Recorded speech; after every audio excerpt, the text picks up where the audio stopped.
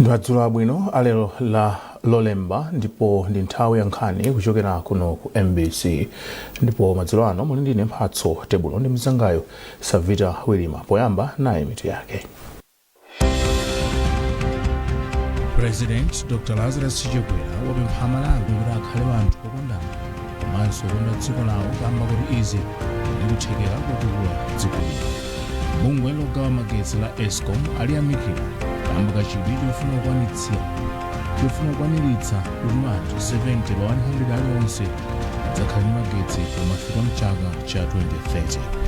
Khonsolo ya boma la Chiladzulo yakhazikitsa ntchito zinayi zachitukuko za ndalama zoposa 300 million kupyolera mndondomeko ya Governance to Enable Service Delivery GSED.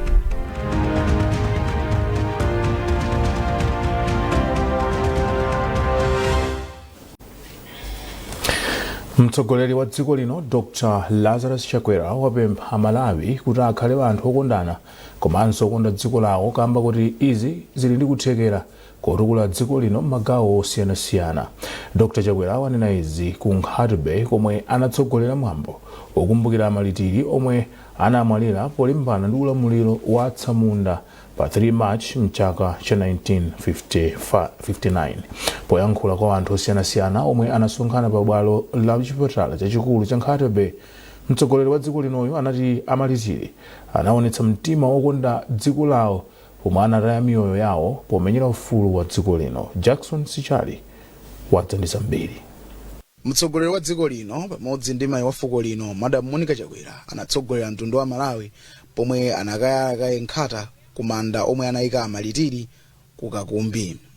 Atachokapo mtsogoleri wa dziko linoyu pamodzi ndi mayi wa fuko kuphatikizapo akuluakulu ena aboma anakayalanso nkhata pa chipilala cha chikumbutso ngati mbali imodzi yolemekeza mizimu ya anthu omwe anamwalira mu chaka cha 1959 pomenyera ufulu wa dziko lino. Mu chaka cha 1959 pomenyera ufulu wa dziko lino. Kenaka mtsogoleri wa dziko lino anali nawo pa bwalo la chipatala chachikulu cha Nkhatebe komwe kunachitikira mwambo mapemphero a chikumbutso. Poyankhula pa mwambo wa mapempherowa mtsogoleri wa dziko lino anati amalitiriwa anaonetsadi mtima wokonda dziko lawo ndipo Amalawi akuyenera kutengerapo pokhala anthu okonda dziko lawo ndi cholinga choti dziko lino lichite bwino m'magawo osiyanasiyana. Dr. Chakwera anati chikondi, mtendere komanso umodzi ndi zofunika kwambiri popititsa patsogolo ntchito zachitukuko m'dziko muno. Nthawi yadyera sina ndi nthawi yodzipereka nsembe potengera chitsanzo cha iwo amene adadzipereka masiku yawo. Moyo wa amalitiri miyoyo yawo ikhale chitsanzo chathu, chitsanzo chodzipereka, chitsanzo chotumikirana wina ndi mnzake, chitsanzo cholimbikitsa kapena cholimbikira ndi kuphusha mpaka zitheke, chitsanzo cha ndale zacinaoto mchirwa adabanda aleke ndi masautso chipembere, ndale zoyenjanitsa achinyamata kuti abwere malo amodzi awuzane zochita kuti dziko litukuke osati kungowagwiritsa ntchito kuti azipanga ziwawa zophwasula ngakhale zitukuko zawo zomwe zowathandiza mawa. Powerenga mawu kuchokera mu buku la Masalimo 121 mbusa Mezuwa Banda analimbikitsa Amalawi kuti akondebe dziko lawo kamba kuti kulibenso dziko lina lomwe angasonyeze kuti ndi kwawo. Apa Abanda anati Amalawi akuyenera kugwirana manja kamba kuti mu umodzi muli mphamvu ndipo kudzera mu umodziwu ndi kulimbika ntchito dziko lino likwanitsa kupeza mayankho pa mavuto omwe likukumana nawo. Nduna za maboma ang'ono a Richard Chimondo Banda anati mwambowu ndi ofunika kwambiri kamba kuti umabweretsa Amalawi pamodzi ndipo anthu sakuyenera kulowetsa ndale pa mwambowu. Mwambowu unachitika pamutu oti amalitiri chitsanzo chabwino chokonda dziko lathu. Kafukufuku akusonyeza kuti anthu okwana 61 anamwalira pa tsikuli ndipo anthu 31 mwa anthuwa anali aku Nkhatebe. Jackson Sichali, MBC, Nkhatebe.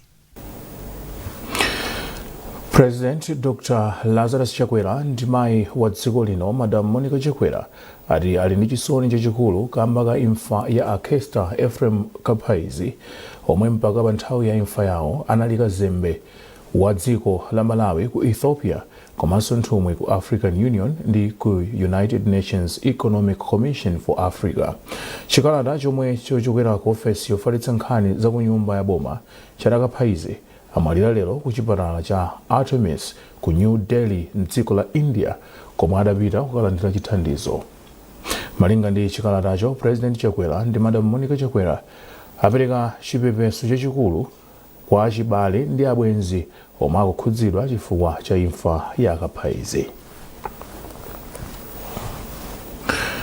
Ndipo wachiwiri kwa mtsogoleri wa dziko la Malawi Dr. Michael Usi wapempha Malawi omwe akukhala ku mayiko akunja kuti azilemba zinthu zomwe zingathandize kupititsa patsogolo chitukuko cha dziko la Malawi mogwirizana ndi masomphenya a chitukuko a Malawi 2063. Dr. Usi amayankhula mu mzinda wa Windhoek mdziko la Namibia pa mkumano wake na Malawi omwe akukhala mdziko la Namibia. Kuchokera ku Namibia, Grant Muhango ali ndi ripoti. Atagwira ntchito za boma kuphatikizapo kukhala nawo pa mwambo woyika m'manda mtsogoleri wakale wa dziko la Namibia Malemu Sam Nujoma, wachiwiri kwa mtsogoleri wa dziko la Malawi Dr. Michael Usi anakumananso ndi magulu osiyanasiyana kuphatikizapo bungwe la Commonwealth. Zokambirana ndi mmodzi mwa akuluakulu ku bungwe la Commonwealth Alois zinakhazikika kwambiri pa nkhani zokhuza zisankho za mchaka chino komanso kulimbikitsa amayi pandale. Dr. Usi anatengeraponso mwayi pa ulendowu kulimbikitsa Amalawi omwe akukhala mdziko la Namibia kuti apitirize kuthandiza boma kukwaniritsa masomphenya achitukuko a Malawi 2063. Malawi 2063 ndimene ikutisogolera mmene tingatukulire dziko lathu. Aliyense achitenge chimene chocho ngati chida choti chitithandize ifeyo pokonda dziko lathu, pogwirizana, pochita machawi kuti dziko lathu likwere. Wapa mpando wa Malawi omwe ali mdziko la Namibia Wangani Muhammad anati mkumanowu walimbikitsa kwambiri ubale wawo ndi boma. Unali moyo wathu kuluza boma pomwe pali mwayi omwe ungathobezeka ku Namibia kuno, pomwe boma lingathobanga malonda ndi dziko la Namibia. Chimozimozinso tinathaso kukhala ndi danga kuluza boma mavuto omwe tikumana nawo kuti ku Namibia ngati anthu ochokera ku Malawi kuti tione kuti tingathandizane bwanji. Wachiwiri kwa nduna yoona za ubale wapakati pa dziko la Malawi ndi maiko ena Mai Patricia Kainga anati mikumano yotere imapereka danga lokambirana nkhani za chitukuko cha dziko la Malawi. Tayankhulana, tachezerana, iwonso anena nkhawa zawo komanso anatilimbikitsa kuti nawonso ali ndi chiyembekezo chachikulu ku dziko la Malawi. Ena ndi aziphunzitsi ku University ya Namibia ndi zinthu zolimbikitsa kwambiri kuti Amalawi amene akukhala kuno ambiri ali ndi zochita ndipo ambiri ndi ophunzira bwino. Kazembe wa dziko la Malawi ku South Africa ndi Namibia Mai Stella Ndau anati apitiriza kulimbikitsa ubale wabwino ndi Amalawi omwe akukhala mudziko la Namibia. Tiyeni ndithu tizikhala proactive, okay? Tizikhala knowledge imene tikupanga share about our country izikhala knowledge yokuti yabwino yopereka chithunzithunzi chabwino kwa anthu ena. Gulu la Malawi omwe ali ku Namibia lili ndi mamembala okwana 120. Grant Muhango, MBC, Windhoek, Namibia. Padakali pano wachiwiri kwa mtsogoleri wa dziko linoyo Dr. Michael Usi wafika mdziko muno kudzera pa bwalo la ndege la Kamuzu International Airport KIA mu mzinda wa Lilongwe. Dr. Usi anakayimirira mtsogoleri wa dziko lino President Dr. Lazarus Chakwera pamwambo wa maliro a Dr. Sam Nujoma mtsogoleri wa dziko la Namibia. McDonald Chiwayula ali ndi ripoti.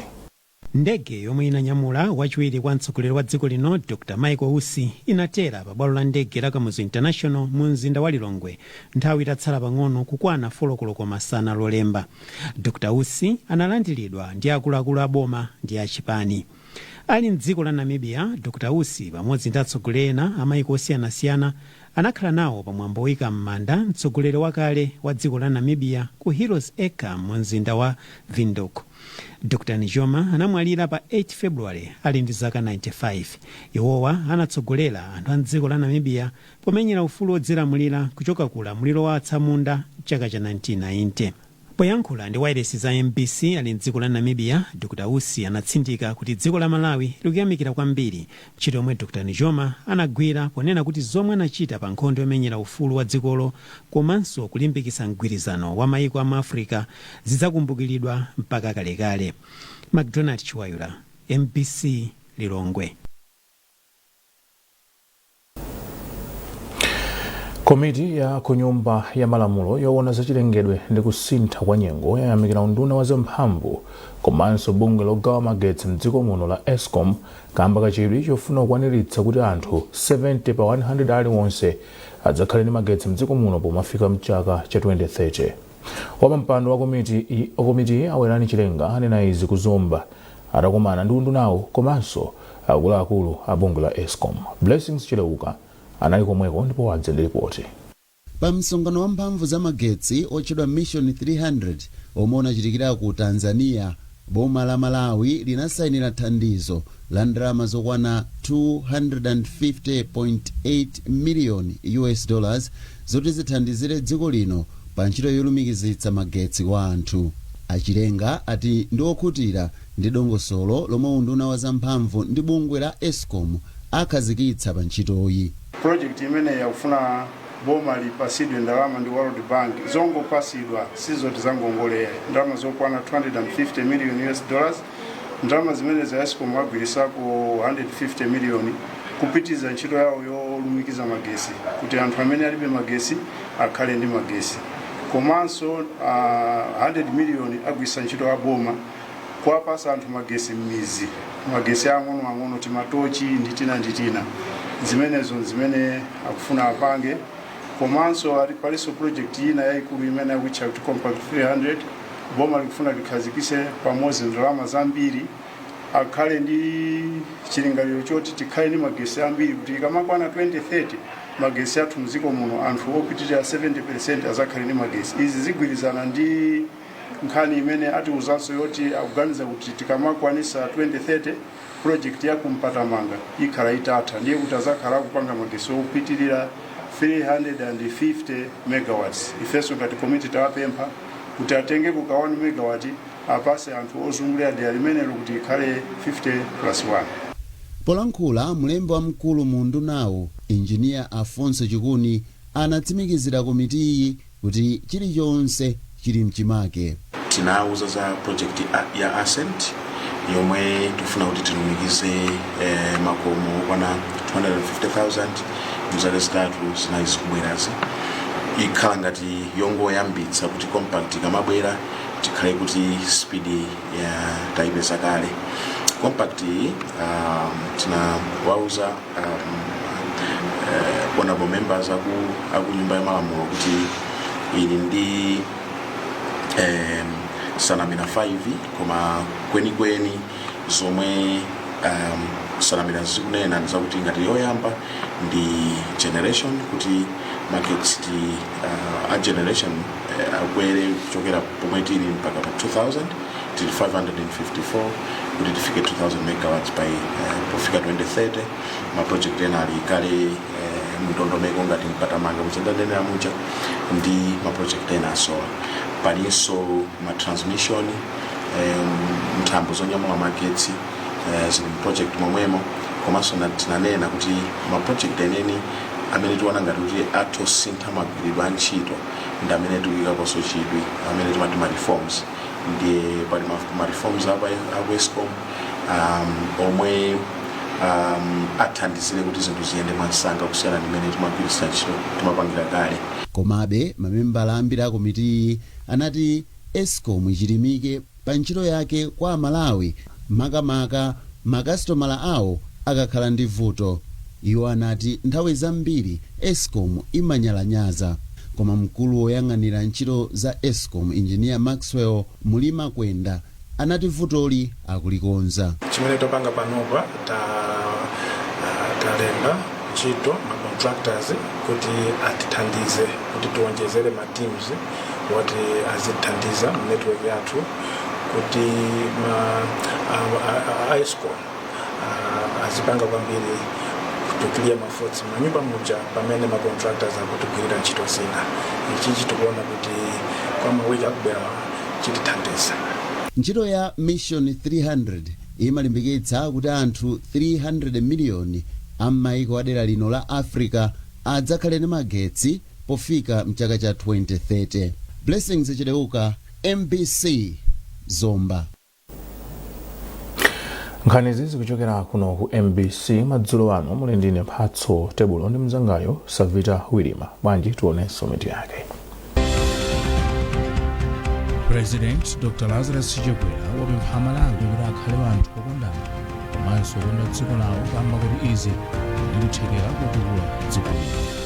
Bungwe logawa magetsi la Escom aliyamikira kamba kachidwi chofuna kukwaniritsa kuti anthu 70 pa 100 aliwonse adzakhale ndi magetsi pomafika mchaka cha 2030. Khonsolo ya boma la Chiladzulo yakhazikitsa ntchito zinayi zachitukuko za ndalama zoposa 300 miliyoni kwacha kupyolera mndondomeko ya Governance to Enable Service Delivery GSET.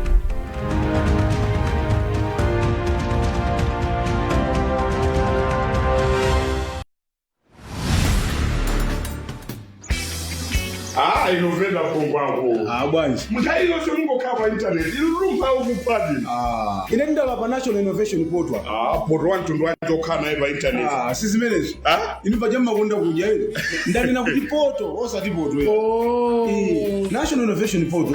Umene uli ngati mlatho. Kapena kuti nsika umene akhazikitsidwa ndi bungwe loona ndi kutukula ntchito za luso la makono m'dziko muno la National Commission for Science and Technology. Chabwino. Ndicho linga choti ife anthu a luso la makono loyambitsa tokha. Ma innovators. Chabwino. Akafukufuku.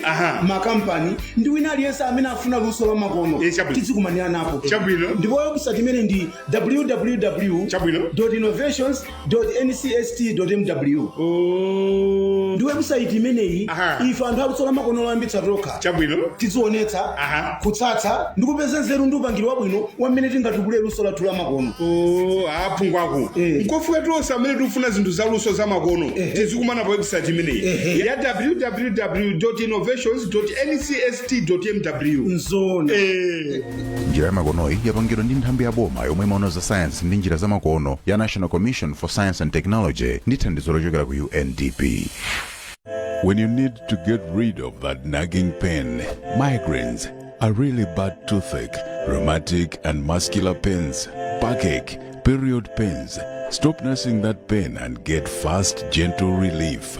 Parapain Extra in red and white capsules with Parapain and Ibuprofen. The power of 2-in-1. Available in all leading wholesale and retail shops, pharmacies and drugstores across the country.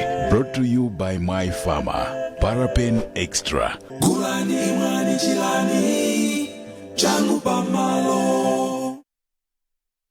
We asked the children, how many of you brushed this morning?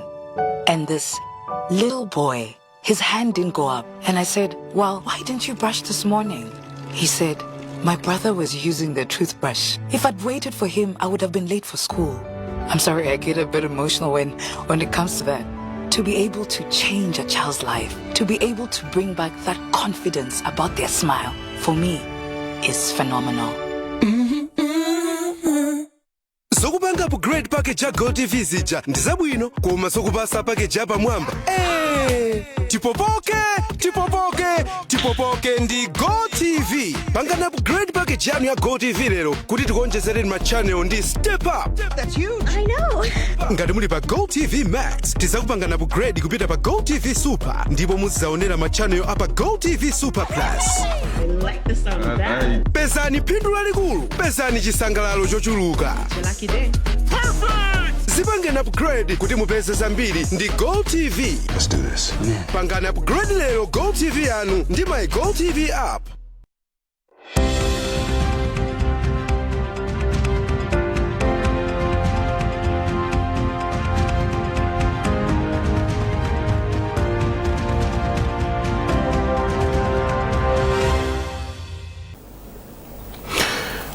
Takulandiraniso gawo lina la nkhani zathu. Sukulu za sekondari za Kabudula Kabudzama, Kasiya komanso Kanzimbi boma la Lilongwe zalandira mphoto ya ndalama kamba kuti ophunzira wake apanga zipangizo za luso la sayansi.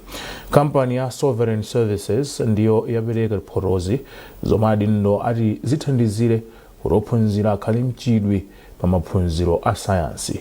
Austin Fukula walemba ripoti. Sukulu ya Kabudzama ndiyo yaposa sukulu zina zonse ndipo yalandira 1.6 miliyoni kwacha. Sukulu zina pa mpikisanowu zalandira ndalama zapakati pa 1 miliyoni kufika 1.4 miliyoni kwacha. Mkulu wa kampani ya Sovereign Services Maxwell Kazako ati mpikisanowu omwe ndi woyamba cholinga chake ndichoti ophunzira msukulu za sekondari komwe akuyeserera kumakumba miyala ya mtengo wapatali ya rutile akhale ndi chidwi chokonda maphunziro a sayansi. Project yathu ya Kasiya rutile and graphite ndi project yoti tikuyiyang'ana kuti takukhala mzaka zopitirira 25. Ife ndi chikhulupiriro kuti project sili m'manja mwa ife lokha amene tikuyiyang'anira lero, koma ili m'manja mwa anyamata ndi asungwana ochokera ku dera la kuno amene adzayitenge nkumayiyendesa kutsogoloko. Ndiye chotero cholinga chathu nchoti tikonze anyamatawa kuti kutsogoloko akamadzabwera adzakhale mizwanya anamatetule a project imeneyi. Mlembi mu unduna wa zamaphunziro wa primary komanso a sekondari Alecho Chimbwete Phiri ayamika kampani ya Sovereign Services polimbikitsa luso la sayansi kudzera mu chionetsero cha luso chomwe anakonza. Pakadali pano Achimbwete Phiri ati unduna wawo ukukonzanso ndondomeko yoyendera luso la sayansi la 2002 ngati njira imodzi yotukula luso la msukulu kuti zigwirizane ndi masomphenya a Malawi 2063. Ndondomeko imeneyi ili nkati kuonekeredwa panopa inadutsa kugawana ndi anzathu ma stakeholders ena ma ministry ena panopa draft ili m'madesk mawo akuioneka kunena kuti atiuze kunena kuti kodi tingakonze pati imeneyi tinena kuti zero draft inalembedwa amene yakonzedwa kuti ifeyo taona kuti tithandizeni kuti mungayikepo maganizo otani ili pa stage yoteroyo. Mphunzitsi wamkulu wa sukulu ya Kabudzama Amedison Mdondo ati kulimbikira kwa ophunzira ake kwabweretsera chimwemwe pomwe aposa sukulu zinazo.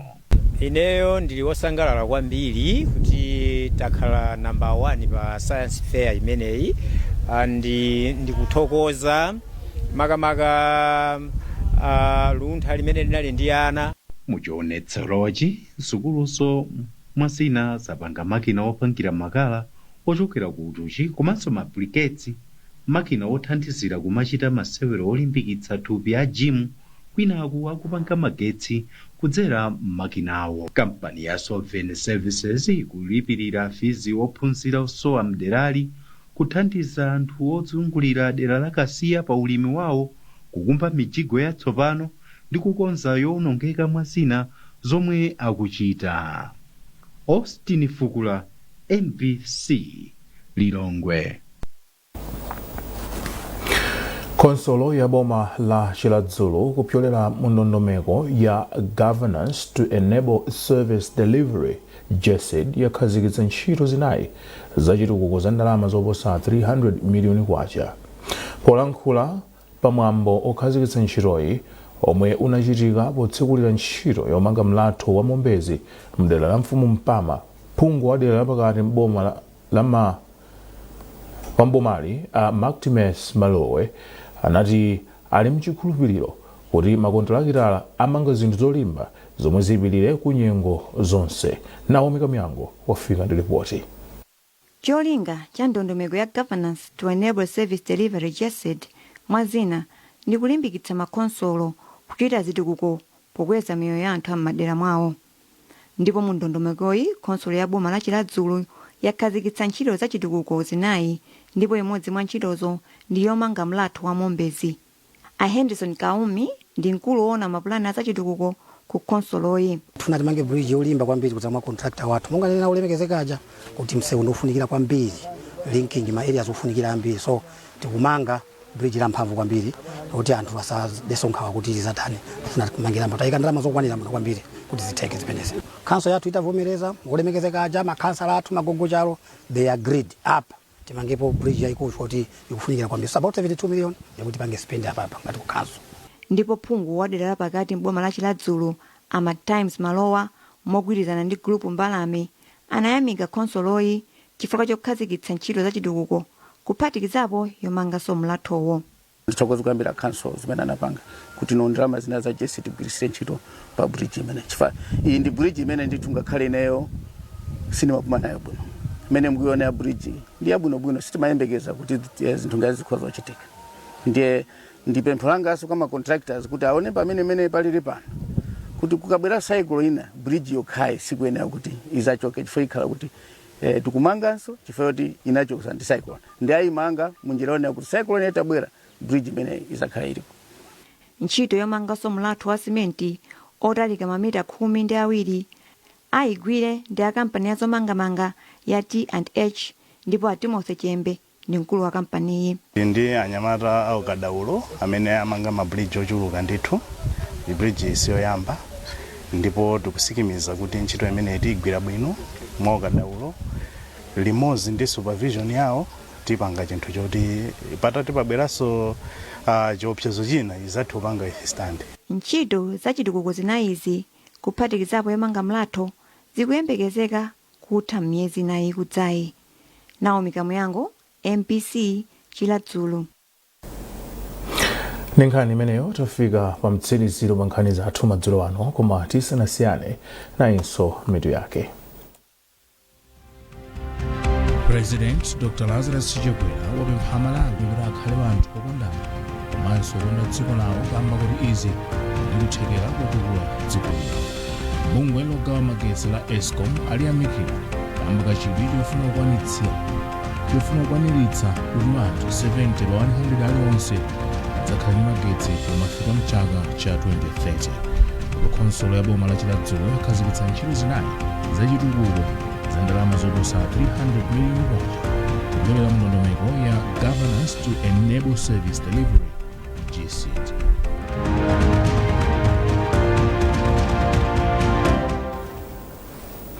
Pezani nkhanizi ndi zina zambiri popita pa mbc.mw kapena MBC Digital pa Facebook, Instagram komanso X. Mnali ndine Mphatso Tebulo ndi mzangayo Savita Wilima. Mwakoma nonse.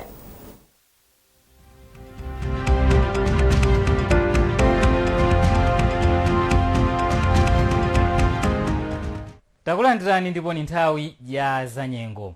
Malipota mvula omwe